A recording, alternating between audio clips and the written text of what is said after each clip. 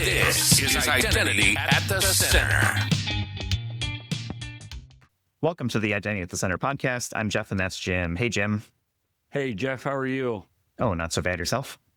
Good. I'm excited today. We've got one of my favorite guests from one of my favorite technology companies, so can't wait to get into it. Yeah, today we've got a sponsor spotlight episode. These are the ones that we create with our friends in the industry to help us get some more detail around kind of what they're working on. A little bit of a departure from our normal vendor neutral, which we do every week, but this is where we actually get to ask questions about product and things like that. So I want to welcome back for the third time from Silverfort, Head Kvetz. He's the CEO and co-founder at Silverfort. So welcome back to the show, Head. Hey, Jeff. Hey, Jim. Great to be here. Yeah, the last time we chatted was at Gartner. And if you recall, Jim was in his like Vegas or maybe like Western dealer outfit when we were chatting there up in your suite. So Yeah, what have you been? disappointed today? I was expecting something, Sorry, this is all I could do Very for today was a normal. golf shirt. Yeah. You look very normal. Normal in quotation marks. So what have you been up to for the last few months, Head, since we last chatted in December? Been very busy. First of all, the identity market in general is really moving super fast now, and there's so much going on. And in Silverfort specifically, there's just a lot of growing very fast. We now have more than 1,000 customers, which is a milestone for us. We acquired a company called Resume. Just told you about it, last time. It was right after, but since then we've kind of integrated the teams and the platforms together and already started offering it to our customers. So that has been strategic for us. We released new products. We grew the team. We hired a new president and chief revenue to lead our go-to-market. So yeah, a lot going on in a few months. I like it. I like the speed. And hey, we just got back from the Identiverse conference. A couple observations. One is that this community is stronger than ever. The second thing is like how much this identity security space is evolving. You've got such a focus on NHI. They had an NHI pavilion, which Silverport played a part of. You've got the shared signals framework really taking center stage. You've got AI agents as a major talking point. What do you see with all this starting to come together and evolving? It's really changing from single sign-on, privileged access management, and identity governance, right? Taking on a much bigger picture. Yeah, I agree. So in general, the identity market is evolving. And I think that, what we started to see last year, I think is only progressing, which is, the kind of identity security category forming and becoming its own thing, as opposed to a lot of features and point solutions. So I think what we're starting to see is all these things, like non-human identity security, and identity threat detection and response, and identity security posture management, and all these these buzzwords the different startups have been doing are starting to converge and starting to become something broader and work together and really kind of collaborate and integrate between them. And I think that's what organizations need, not a million different products, but something that really treats the problem holistically. So definitely happening. We are obviously pushing in that direction and really kind of going for a platform play, but we're not the only ones. A lot of people are talking about that. And I think that all these smaller categories like non-human identity security is an example of actually contributing to that, because those are the things that kind of create the momentum for a bigger platform to be created. That's exactly what happened in the early days of cloud security or endpoint security. All these smaller things that eventually created enough critical mass for a platform. I get the feeling that there's like this assumption that people at this point have solved for, basic identity governance, basic privileged access management, single sign-on, MFA, right? They've kind of centralized and maybe gotten the basics in place, which I struggle with because I'm not always sure if that's the case. I see a lot of companies out there that still don't have an IGA. They still don't have really privileged access management. I guess, is that a fair, I don't want to call it a criticism, but you think that's a fair observation of, okay, we're assuming you've got these basic things in place, and now we're starting to get into sort of the next gen of identity security. And that might be things like, AI and NHI and shared signals framework and CAPE and like a whole bunch of other acronyms, right? That assume maybe you've got some of that stuff in place. Is that fair? I think that you're actually very right about the fact that a lot of people don't have those basics figured out. And I think that what is happening now is not necessarily some kind of a next layer that assumes that you already have the layer before that. I think that in many ways, what is happening now is companies are realizing that they haven't made enough progress with the old approach. They haven't been able to solve the problem. And part of this new approach that we're seeing is also trying to go back to these things and address them in a new, maybe simpler way. Because I think what has been true for identity for many years is identity is very complex. Anything that you do in identity, any identity project is years and tons of resources.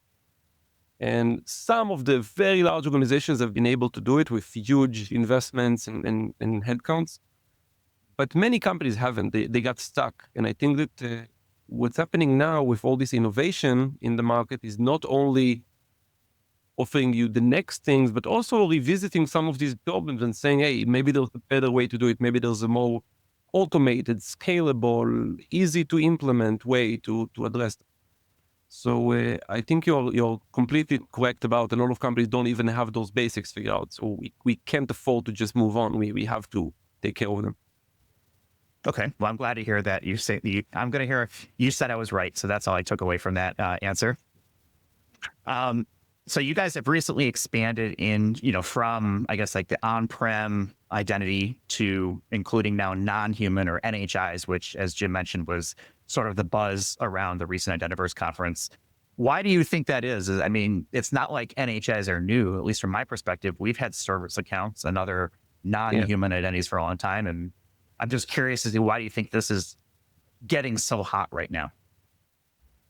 I think it has been a problem for a long time. I don't think it's a new problem. You're right. Service accounts specifically have been a problem for decades. Some of the newer types of NHIs are newer, obviously, maybe the ones who are in the cloud and SaaS applications and things like that. So they are obviously newer. But the fact that everybody is talking about it right now is, a combination of the fact that it is a big problem and it is a big risk that people need to address, and the fact that a lot of vendors are investing money and raising money around it. So that feeds some of the hype. I think that's actually a good thing because I think that the startup ecosystem and the innovation that it brings with it is actually a great way to fuel this revolution that we're seeing across the identity industry. It's not just non-human identities. Last year it was all about ITDR, right? And I'm assuming next year it will be all about security for agentic AI. And all of these things, separately, they look like trends that come and go. But all together, they create this wave of priority and investment in identity security in a new generation of identity security products. And if you look at the early days of other security segments, I mentioned cloud security, that's what happened, right?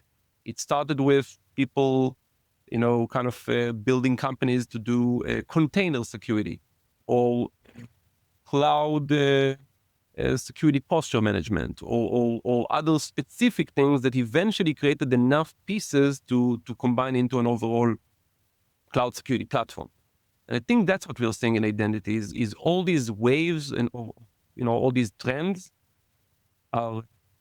they seem to kind of come and go or have this kind of hype cycle, but all together they're creating the bigger wave of just overall awareness to identity security and a new approach of addressing it. I think specifically that NHI is a big problem. It's not just a trend.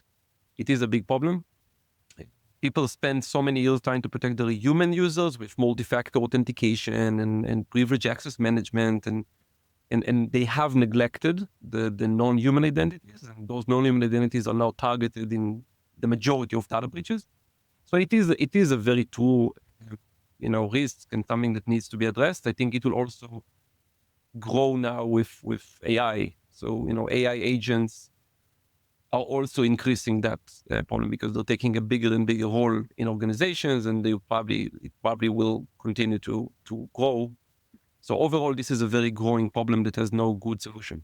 So I get why this is a priority. So let's talk a little bit about that recent expansion you guys did into that whole NHI space. I'm going to put my very well worn on jaded, CISO hat. There's so many products in this space. So what makes Silverfort different when it comes to how you guys are approaching, that type of identity security, specifically for these NHIs or maybe cloud identities? So first of all, we announced an expansion in that area, but we've been doing a non-human identity security for several years now. From before it was cool. And we just started from what was the priority. I think it still is the priority in many cases, but it was definitely the older problem, which is service accounts. So Active Directory service accounts, that's where we started, maybe 5 years. And with AD service accounts, I think we've built by far the best solution in the market. I say it very comfortably because I think that, we've really done some massive innovation there that no one else has been able to do so far. So not only we are able to discover all these service accounts, even the ones that are not documented, the ones you don't even know about, because we look at their behavior. We can see that it's behaving like a machine, not like a human. So we find even unofficial ones, ones that maybe some person is using their personal account to run some application or script. We'll even find that. So not only the documented one. Then we also show you what they're doing. So we show you that this service account is being used from these sources to these destinations with these protocols. We give you the full mapping of the dependencies. Where is it actually being used? That has been a huge problem for years. People couldn't protect these accounts because they were worried if they make any small change to them, something will break. Who knows which other applications have been using this account, and if I even change the password once, something will break. We map all these dependencies. You have full visibility to them. And then the most powerful piece is we have a way to actually enforce a policy. We can protect them inline. And that is probably the biggest differentiator of Silverfort in general and specifically for non-human identities. Not only we show you what they're doing and offer some offline kind of, risk mitigations you can do, but also we can control what they do inline. So if we see a service account being used outside of where it's normally used or where it needs to be used, we can, kind of block anything else, or tell you if anything else is happening. So if we see that this account is used to connect from A to B every day, any attempt to use it anywhere else or to anywhere else, we can alert on, or we can even block in real time. So make it impossible to abuse this account. And this really reduces the risk of those accounts because it means that even if you steal the password, you can only go from A to B. You can't cause damage. And then that is what we've done for a few years, very successfully. Hundreds of enterprises are using it. Some of the biggest companies in the world. I think we'll probably have. I think we have the most advanced product for that. What is the newer addition is that we expanded that to all the cloud environments, and that is thanks to our acquisition of Resonate. So Resonate had those connectors and analytics around all the different cloud environments. And we've now fully added that into our platform. We really merged the product. It took us a few months. I think we did it relatively fast. So we completely really combined the product. Now we can protect non-human identities anywhere, not only in AD, but also in all the major cloud identity providers like Okta and Entra, and all the cloud infrastructure providers like AWS and Azure and GCP, and also all the major SaaS applications. So even if you have SaaS applications that you use, with local identities, we'll even see and protect that. So now it's a really end-to-end offering, and I think it's probably the broadest offering in this market. And also, as opposed to some of the younger startups, we have a much bigger customer base. So we have, many large organizations using it at scale. So I think, overall, with the traction and maturity that we have, and with the fact that we have this inline active enforcement model, I think that we have a lot of advantages in this space. And then I think the next thing that is going to be important, and we are all over it, is how do you protect the identities of AI agents, which are non-human identities, but I think it's a new type. It's a completely new type of energize, not like the regular energize. Yeah, I know we're going to talk about AI because we can't go for an episode of the Identity Center podcast without getting into AI at this point. I want to ask you real quick though about the ITDR space itself. When we first met, that was kind of like, oh, okay, this is the area you're playing in. How is ITDR fitting into this? Because, Jim and I just got back from the Identiverse conference, and there really wasn't a lot of mention of ITDR specifically. And I'm curious to see if that term has evolved, or are we moving now into, is it just identity security? Like, where do you see ITDR fitting into this? It's a great question. I think that what is happening to ITDR, and what I think will also happen to these other subcategories of identity security, including NHI, is they're emerging and they're getting some maturity, and then they're being at some point kind of consolidated or merged into bigger identity security offerings. So, IPDR, there were a lot of startups doing it, and a lot of enterprises started, even looking for that. And then a lot of these startups got acquired, right? And were kind of merged into bigger identity offerings or identity security offerings, until the point where it's almost a feature now in broader platforms. By the way, two types of platforms where you see it kind of merge now. One is into broader identity security platforms like ours, and second is into XDR solutions that are not really identity specific, but they do detection and response in general, right? So a lot of the companies that are just focused on detection and response, now ITDR is one pillar of that. So, you can really think about it as either a feature of a bigger identity security platform or as a feature of a bigger XDR platform. But it's no longer a standalone thing. And that makes a lot of sense. Who wants so many different products? I think the same will eventually happen to NHI security.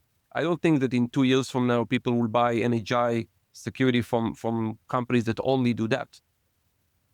So I think that it makes a lot of sense that these things are kind of created and developed and kind of, getting innovation from the startup ecosystem. But then once they really kind of figure it out, they become part of bigger platforms. Very similar to what happened to UEBA in the past, if you remember. There used to be a lot of products doing user behavior analytics, and today it's just a feature of every security platform. Yeah, good point on UEBA. I actually wanted to bring you back to that service account discussion. This ITDR thing is so fascinating, but I think the service account is, everyone can relate to it. You guys put out a new report. Let me get the name right. Insecurity in the Shadows, new data on hidden risks of non-human identities. There are a couple statistics in there, but one that really jumped out at me was that 80% of organizations can't stop the misuse of service accounts in real time. I think 20% are out to lunch, maybe don't even know that there are service accounts. this is a really hard thing to do. I mean, you mentioned it where you have these service accounts, and for some organizations, they're the kind of the outlier accounts that were created in 2006 and nobody who was around then works here anymore kind of thing, where you have these really oddball service accounts.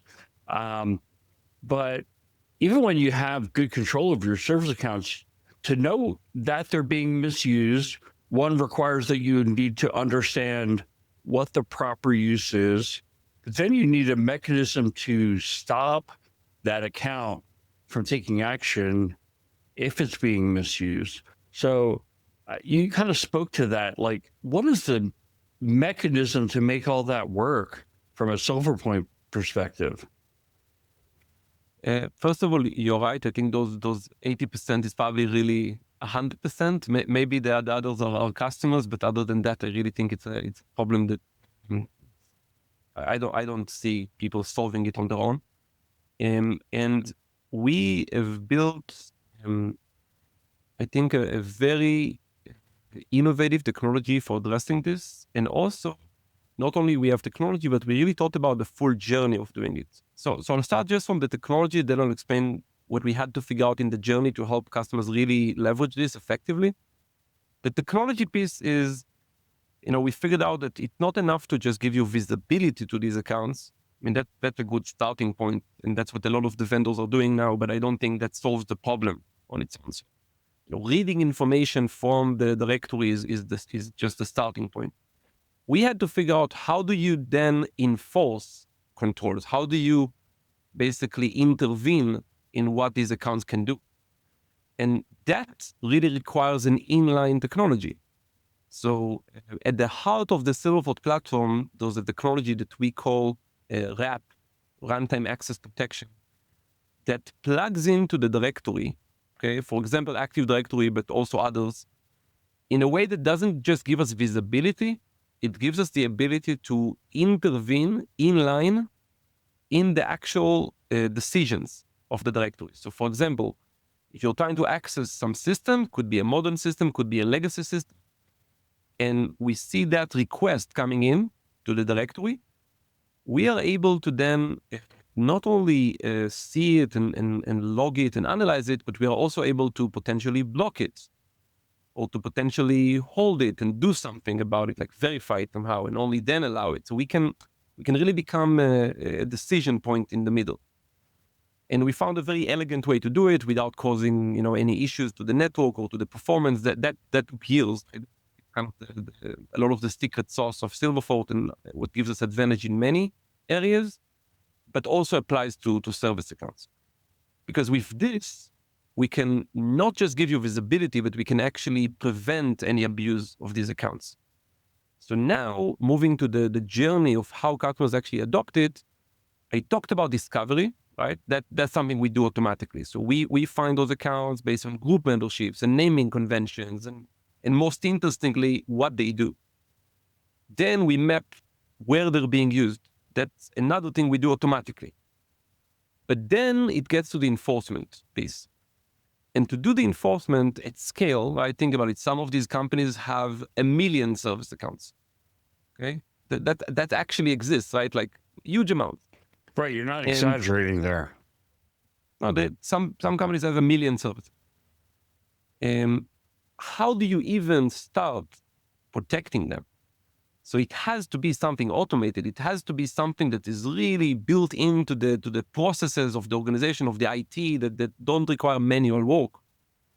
So we figured that if we learn what each of these service accounts are doing at scale, right, even for 1 million service accounts, and we automatically figure out how predictable is it, can we see after a month, after 2 months, that it really has some baseline?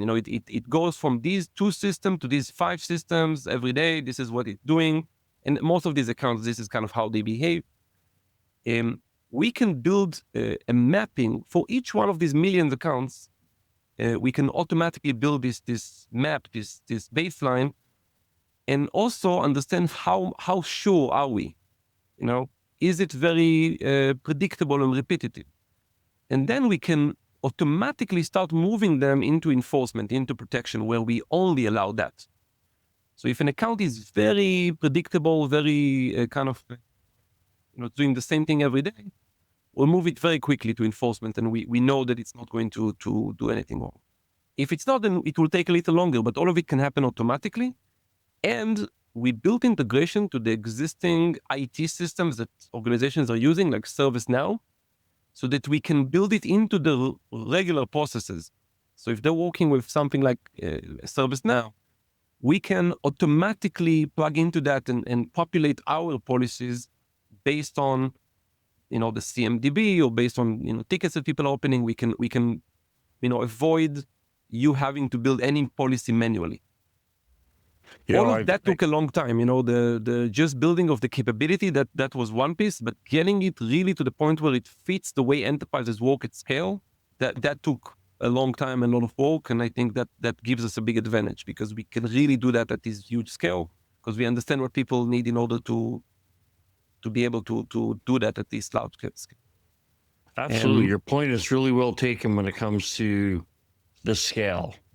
I talk to a lot of clients who are getting into their IAM roadmap, and they need to take some time in the beginning to clean up their Active Directory. Active Directory is usually the core platform from a security standpoint that runs most organizations.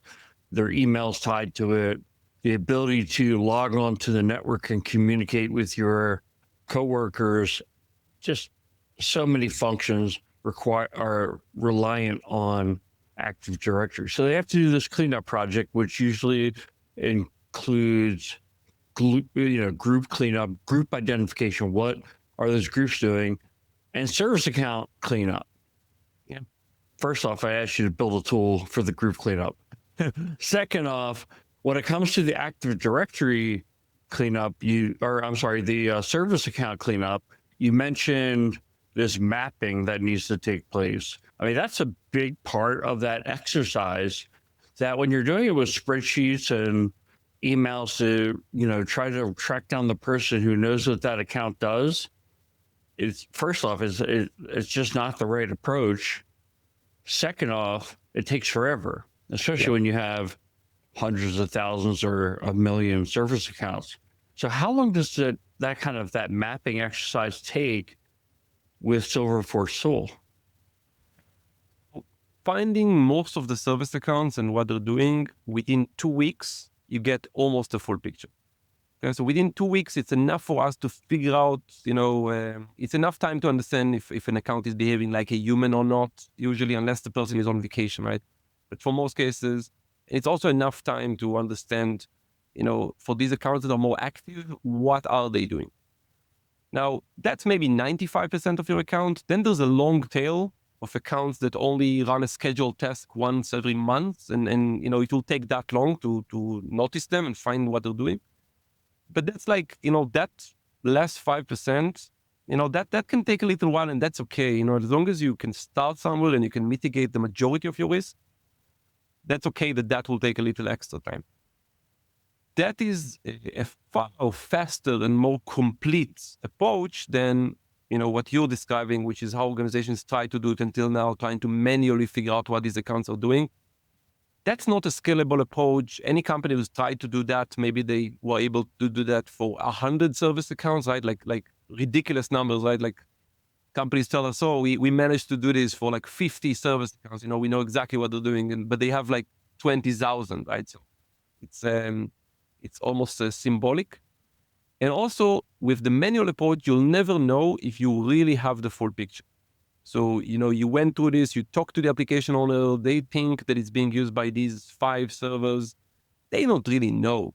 I mean, they think that this is where it's being used. I mean, who knows if this account is also reused for another system? Nobody knows for sure.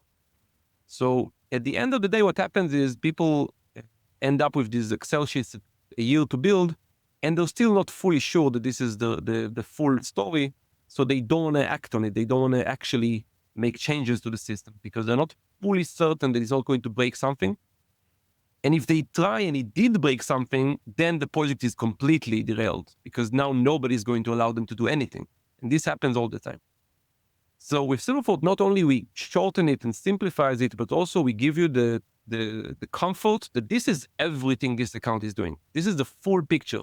It's impossible that this account is doing anything that we don't see, because we see all the authentications. That's kind of the heart of our technology. So you know that if you're going to now make a change to this system, these are the only 3 places where you need to do it. And you know exactly what will be affected. And you don't even necessarily have to do that, because we can also reduce the risk for you, using our virtual fencing, by just, preventing this account from being used anywhere else. That alone is a huge reduction of risk, because it means that nobody can use this account for lateral movement now or to spread ransomware. It can only log in from A to B. So it's just a very easy, very streamlined way to reduce that risk. And again, this is Active Directory, where I think the pain is, by the way, the biggest. But now we can protect also all the cloud environments. It's really that end-to-end approach where you don't need to solve these problems individually, but you get one platform where you can do that. And the other advantage is non-human identities is only one element of your identity risk. Attackers don't only target non-human identities, they also target human identities, and they might start from an NHI and then expand to a human account. So any approach that only looks at one piece of this puzzle is missing some context.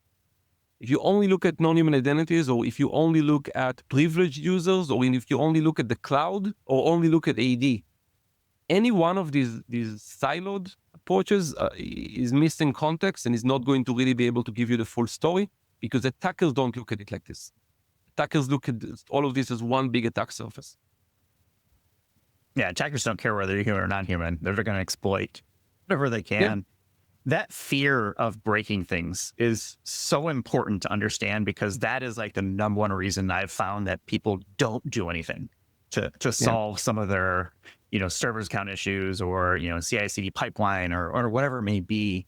How do you establish that trust to say, okay, we think we've got a pretty good handle on what the mapping looks like between, if I shut down this account, whether it's AD or a cloud account or whatever it may be, that I feel confident to understand what the ripple effect might look like for some of the other downstream things. How do you establish that trust? Because let's be honest, system admins and other folks are like, don't touch it. It's working. Yeah. And how do you get past that fear? That's a great question. We didn't fully understand how big that fear is initially, and it took us time to learn how to offer things that will make people comfortable. And one of those things that was very effective is to move these accounts, before we move them into full enforcement and prevention mode, we move them into some kind of alerting or simulation mode.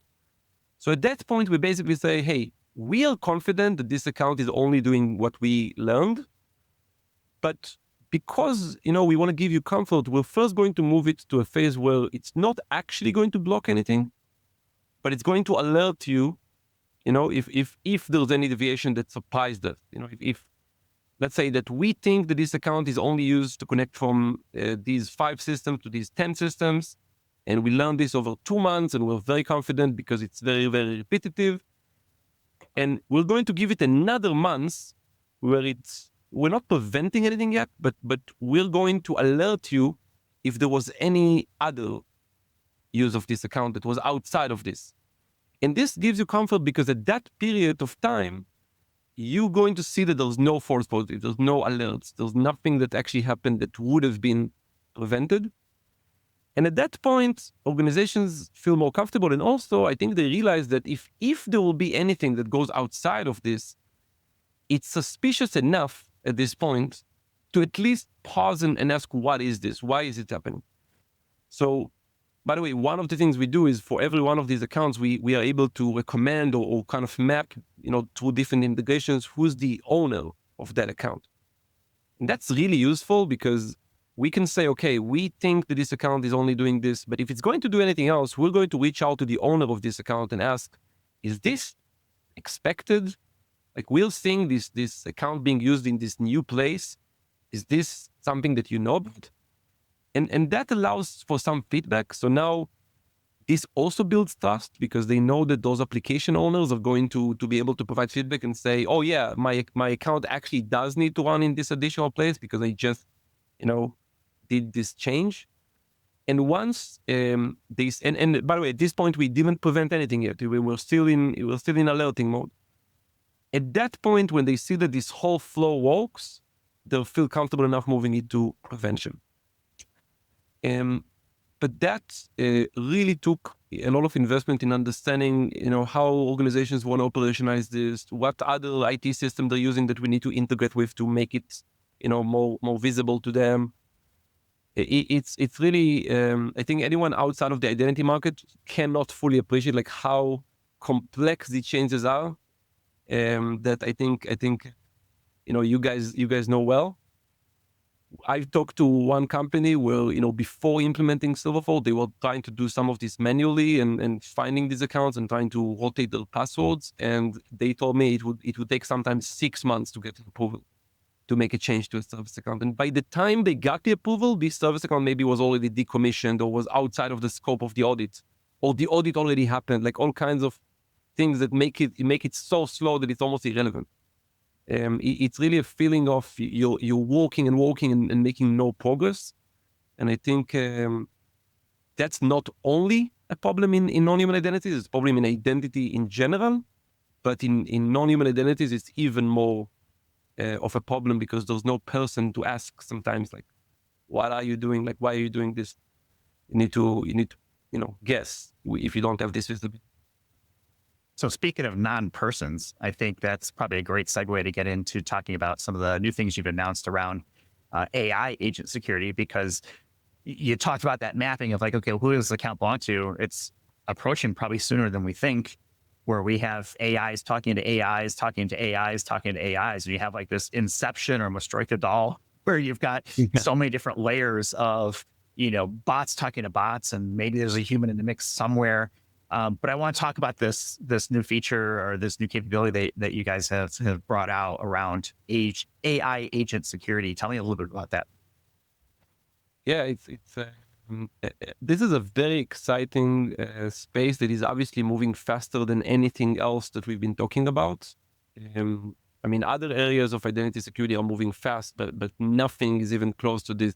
This problem is changing and evolving, every day. And I think it's going to become a huge problem for organizations very soon, if not already.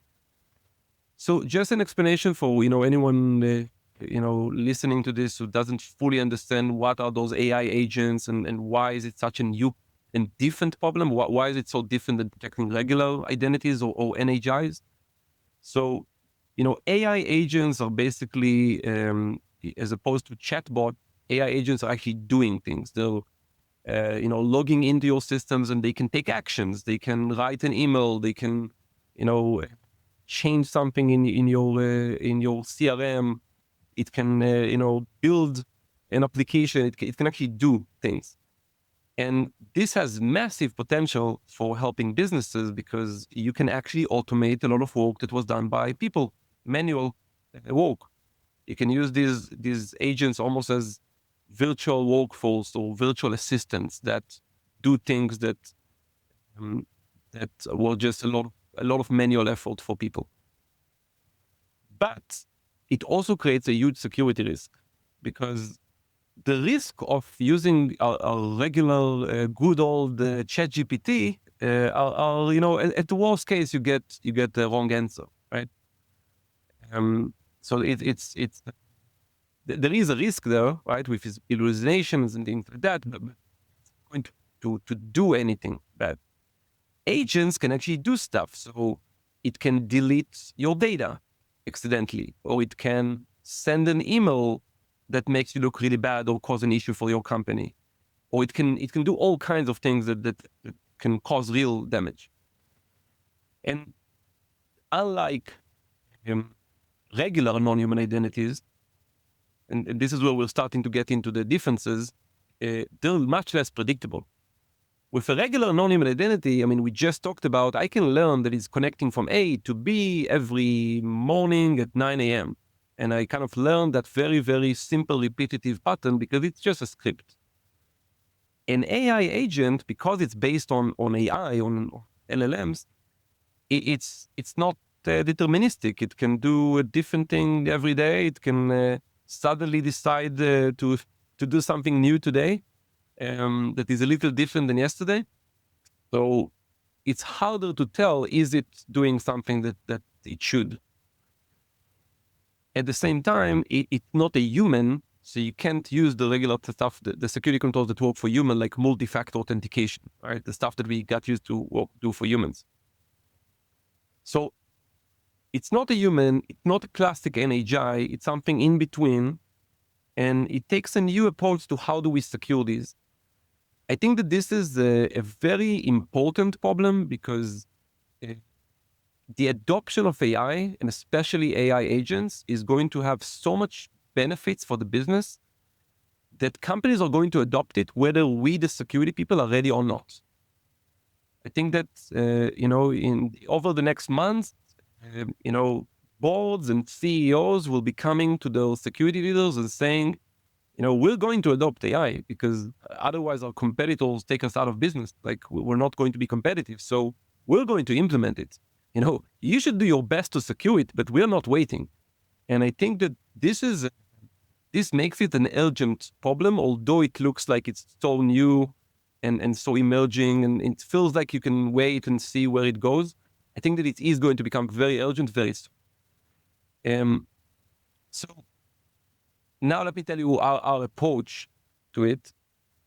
So we figured in order to make this safe, to make AI agents operate in my network and know that I limit them from causing any damage, I need to have visibility to what they do.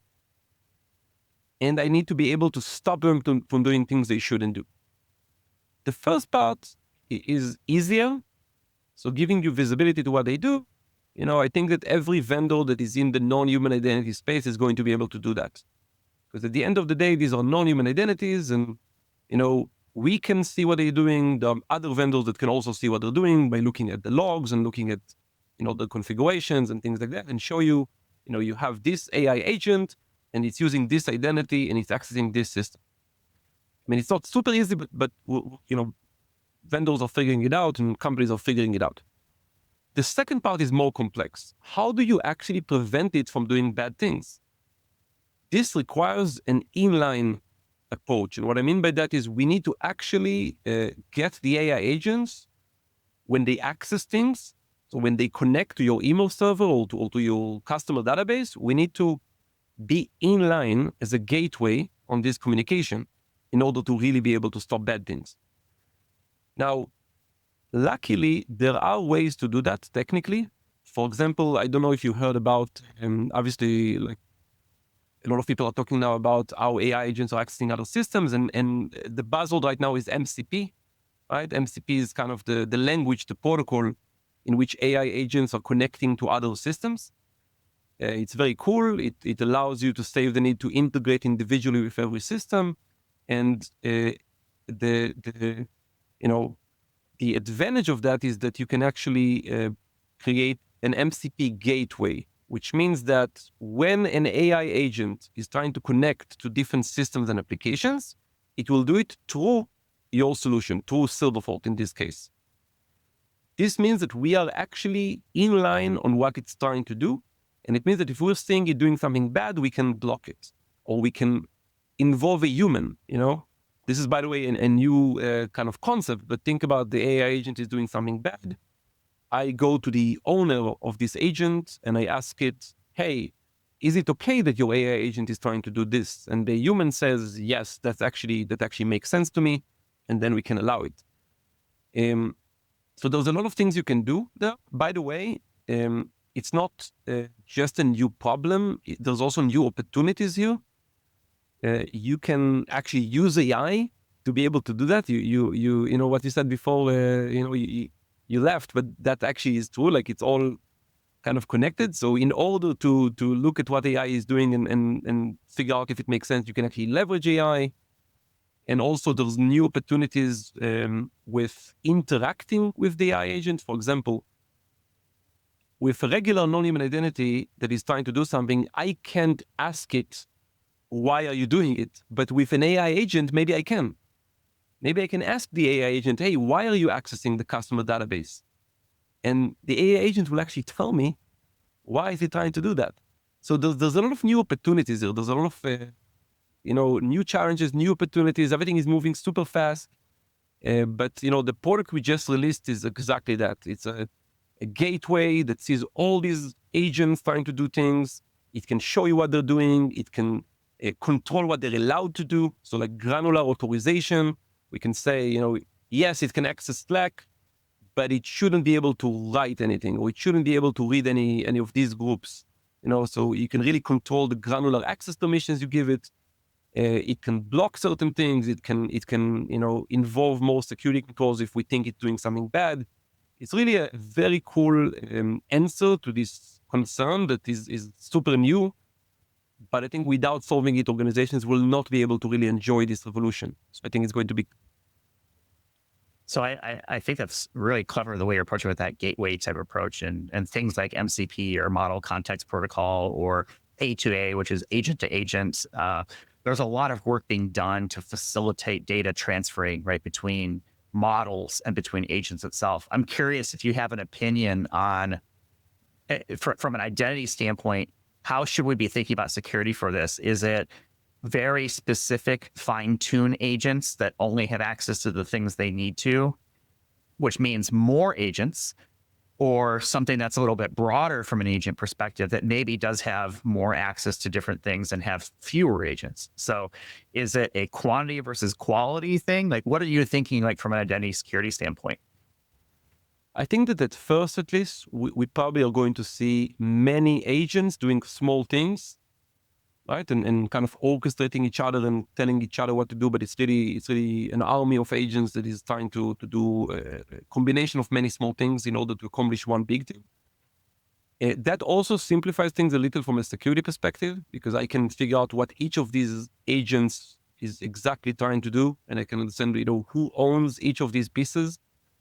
If you imagine one agent that is super intelligent, can do all of it, then it's also really hard to secure it, because I don't know what it's trying.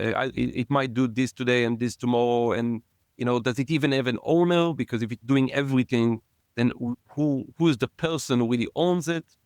So it makes things a little harder. I think in the long term, this is where it actually might go, because, AI will become smarter, and, we won't need to break it all these tiny pieces. It will just have, much better capabilities, and it will be able to take action, and will actually want to give it more flexibility. But that will have some trade-off with security, with our ability to control it. I think at least for now, while we still don't know how this is going to work, we understand some of the risk, but definitely not all the risk. I think it's important that we stay pretty structured, right? And I think that's what organizations mostly are doing, because that's also, the limitations of the current AI models. They're breaking it down to small things, and we can tell that, this piece is in charge only on, writing stuff into your CRM, and it's owned by this person from sales operations, and it's only connecting from here to there and doing this. And this actually makes things, much more controlled from a security perspective. So I think at least for the short term, that's what we mainly are going to see. And by the way, I think that connection of every agent to a human owner is actually very important, because it means that you have someone accountable for what it's doing. Yeah, it seems like the agent acts in the context of the person who is making the requests, or I'm not sure if the request is the right word, but depending on what the agent does, right? Yeah. So the question is, does the agent run under a service account, or does it leverage the context and authentication of the person, not only the authentication, but also the authorization, the entitlements that person has, and via the MCP server, maybe MCP server says, oh, here's Jim McDonald asking to access, the customer database, to use your example. Yeah, that to me seems like that's the right level of security. I think that is probably the easiest approach because, if it's running on behalf of Jim, then it's going to have Jim's permissions. I don't think that's the safest approach because it might not need all of Jim's permissions, because it's doing something specific. Why give it all the permissions that Jim has? I think that's where a lot of people started because it was easy.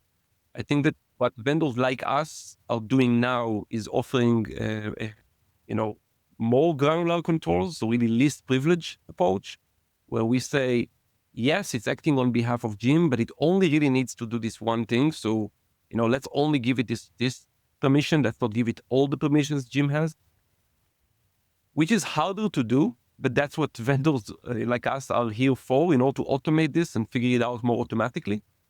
I don't think that's something that an organization can figure out on their own at scale. But just like we've done that for service accounts and for non-human identities in the cloud, now we're doing this for NHIs because we have already some expertise in this. We can see all these agents. We can understand what they're doing. We can understand who is their owner. We can understand, do they really need those full permissions? Or based on what they're doing, maybe they only need a much smaller set of permissions. And then we can automatically start recommending to you, where you can actually minimize that.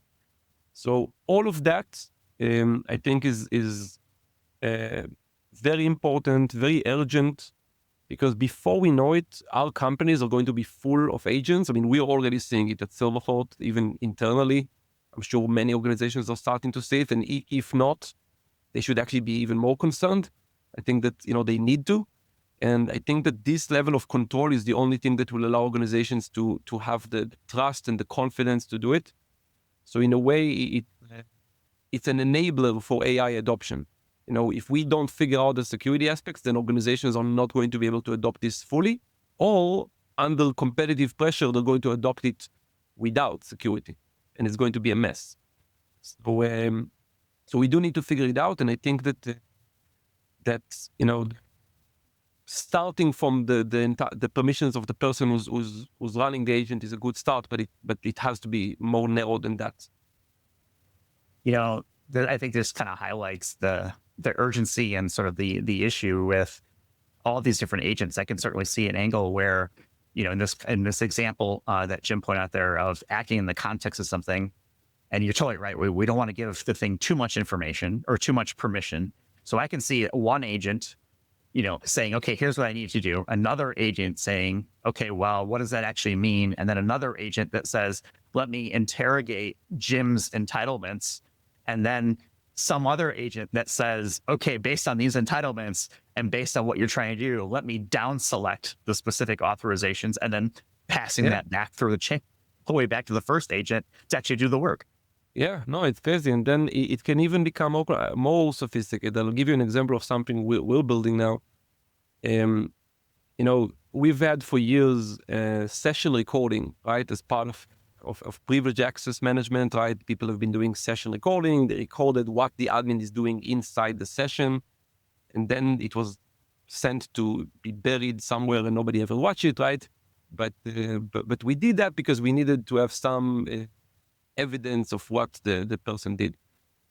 AI actually presents an amazing opportunity to use this kind of data because you can actually have AI watch it and figure out, what is it doing? Is it actually aligned with what this person was supposed to do? Now think about this as in the context of AI protecting AI. You could have an AI agent saying, I need to log into the CRM because I need to do something. I need to update this record. And then you can actually watch what it's doing. I mean, another AI agent can watch what it's doing and compare that to what the agent said is going to do. So if the agent was going there to update this record, did it actually update the record, or did it do something else?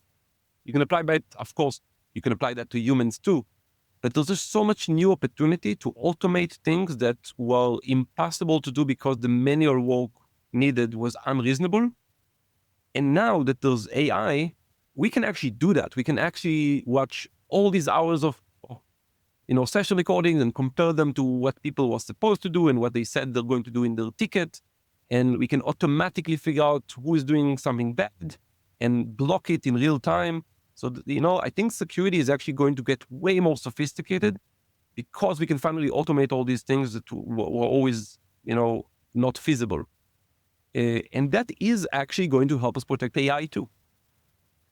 And by the way, I think that is critical because with AI, protection has to be automated. It has to be fast because AI itself is operating very fast.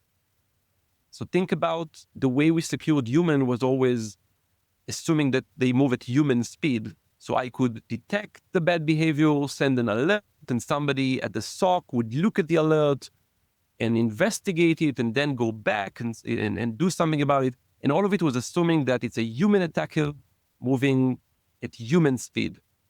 With AI-based attacks, it's going to happen in seconds because all the decisions are automated and AI is making them. So taking over a corporate network, breaching a corporate network could take a few seconds if all of this is automated. This means that if we don't make those security decisions inline in real time and we don't block these things while they're happening, we're too late. If we're just sending some alerts to the SOC waiting for anyone to look at them, the attack already happened. So I think AI speed is actually the only way we can protect against AI threats. So Hed, you've already given us like 12 minutes more than we asked for. And I didn't want to, neither Jeff or I wanted to stop you along the way because we're learning so much. I mean, it's been an absolutely great session. So can you just give me 2 more minutes? There's one more question I wanted to ask you, which was around this ideal identity security playbook that you guys have crafted. And ideal is an acronym that stands for integrate, discover, enforce, analyze, and lightweight. So can you give us an idea of like how this gets used? Why is it useful for the practitioner? And then Jeff will take us out. Yeah, I'll keep it very short. I think that it kind of summarizes a lot of what we talked about. So I talked about Silverfort's approach to identity security, right? We're doing it really as a very broad platform. We want to tackle all these things like humans and non-humans and AI and on-prem and cloud. And to summarize this approach, with a playbook that I think organizations can use to understand what does it take to really deliver holistic identity security, you can really use this ideal concept. So it starts from integrate, which means in order to really bring identity security everywhere, I need to integrate with all the pieces of my identity infrastructure, all the way from the legacy to the modern cloud IDPs, right? AD, Entra, Okta, Google, AWS, all of these different pieces, including the SaaS applications or legacy applications that have local identities. So integrate is the first piece because I need to see everything. The second piece is discover. Once I'm connected to all of these pieces, I need to discover all the entities, all the identities, all the non-human identities, all the privileges, the group memberships, everything that I can get. The third step is enforce. That is also probably the step that is the most unique to Silverfort. Many vendors do the first 2 steps and they just give you that visibility and then, you need to do something with that. We need to figure out how to address these issues. We also believe that the critical element of this is enforce. Once we see what's going on and we see some bad things, we need to be able to intervene. We need to be able to prevent certain activity. We need to be able to authenticate certain users as they're trying to do something. We need to be able to have real-time controls. And that requires an inline architecture. Means that you need to actually see the access request going through in a way that you're able to stop them if you need to. Step number 4 is analyze, because all of this data and activities and people authenticating and all these different data sources you get, you need to have intelligence around, and that's part of what we just talked about with analyzing. What did it actually do compared to what it was supposed to do? And, does this look like normal behavior or not? Does this look like lateral movement? Does this, you need to bring intelligence into this. And then the last part is lightweight. And the reason why we believe that's so crucial is because identity projects historically have been way too complex for most organizations to survive. A lot of people joke that, there's no point starting an identity project because it's going to be the next person after me that is going to actually get to finish it and get the credit. So I think we have to make identity security easier. Otherwise, we're limiting it to a very small number of companies in the world that have the ability to execute. And the rest of the companies are just, listening to these type of podcasts and wishing they had these things, but they can't really implement them effectively. So it has to be lightweight. It has to be simple. It has to be quick. I think that if you look at other categories of security, again, the vendors that really were able to bring innovation and conquer those markets were not just the ones who did it in the most secure way, but the ones who made it easy, made it super simple to implement and to use. And I think it's time for identity to set this as a requirement also. Identity, people deserve to have products that are not a nightmare to implement. Otherwise, they're just wasting time and money and they're not going to get the result. So that's basically the approach, and it kind of summarizes, everything we said before and kind of how we believe identity security should be done. And yeah, whether people do it with us or not, I think that's what they need to aim for. I think that's I don't know how we top that. And so I think that's probably a good spot where we close it. You guys are doing such cool work, and congrats on the success. We're going to have a bunch of links in our show notes, but definitely want to encourage people to go to silverfort.com and check things out.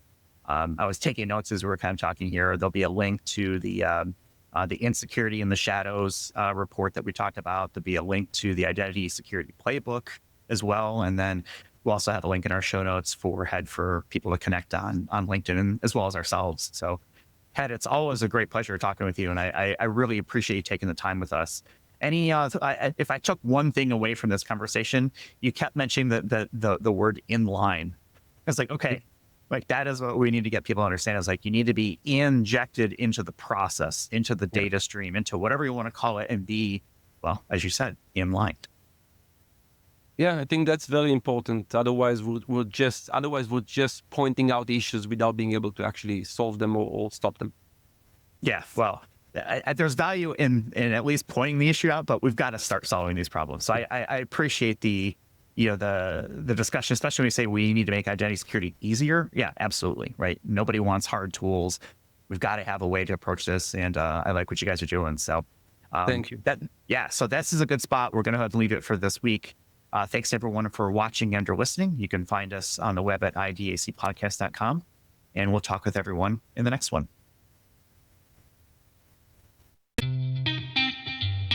You've been listening to Identity at the Center. We hope you've enjoyed the show. Make sure to like, rate, and review, and we'll be back soon. But in the meantime, hit the website at identityatthecenter.com. See you next time on Identity at the Center.